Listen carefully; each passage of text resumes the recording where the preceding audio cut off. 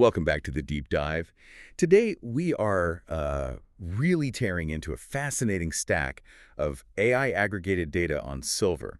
We really are. We're not just looking at day-to-day prices. We're looking at the big picture, supply, demand, and some math that, frankly, changes how you might look at things. But before we even get into that, we have to be absolutely clear. Okay. The analysis we're using, the authors themselves label it as entertainment, as brainstorming. Right. This is not investment advice. Exactly.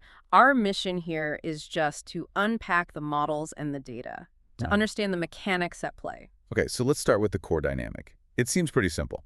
Demand is just completely exceeding supply. It is. And it has been for 4 years straight. We're talking a sustained deficit of about 200 million ounces a year. And a lot of that is being driven by, well, solar panels and electric vehicles, right? Yeah. That high-growth industrial demand. That's a huge piece of the puzzle, yeah. And the supply side, well, it can't really keep up. Because mining is so constrained. Deeply constrained. I mean, look, 70% of all silver is a byproduct. A byproduct of mining for other things, like copper or tin. Exactly. So even if silver prices shoot up, that doesn't mean copper miners will just start digging more. The economics don't work like that. So the supply is, inelastic. Mm-hmm.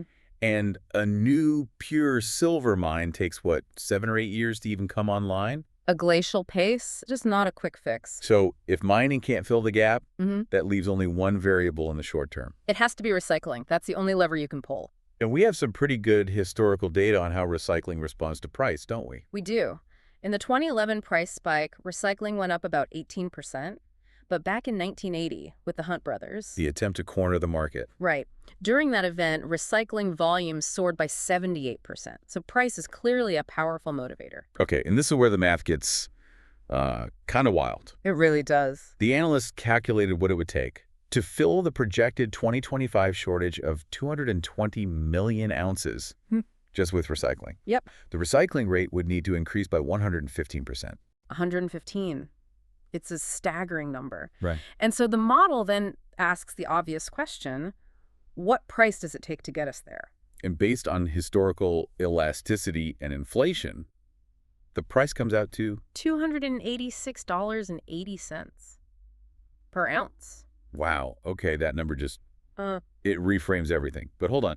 If the price gets anywhere near that, wouldn't industrial demand just collapse? that's the key counterargument. That's the risk. The substitution. Substitution, exactly. But let's ground this price in history first with the gold-silver ratio, the GSR. Right. How many ounces of silver to buy 1 ounce of gold? Usually it's, what, between 60 and 80 to 1? That's the typical range, yeah. But at the Hunt brothers' peak, it compressed to 1 to 15. Which, adjusted for inflation today, is like $190 silver. And in 2011, it only got to 1 to 32.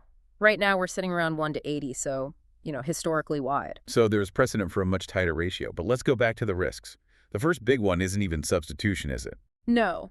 The first one is government intervention. You have to remember, the U.S. has designated silver as a strategic reserve metal. And the report is pretty blunt. It suggests the Hunt strategy only failed because the government basically flipped the table. Primarily through regulatory changes, yeah.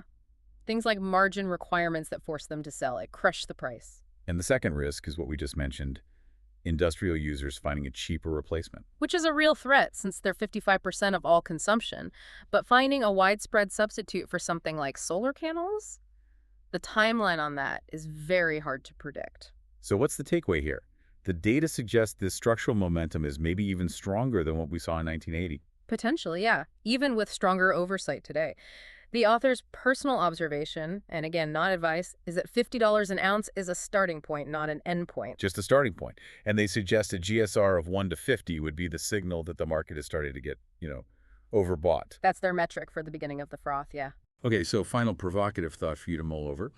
Given that huge 55% industrial reliance on silver, how might a government balance its own need for a strategic reserve against industries needing a stable, affordable supply? It's a real tug of war.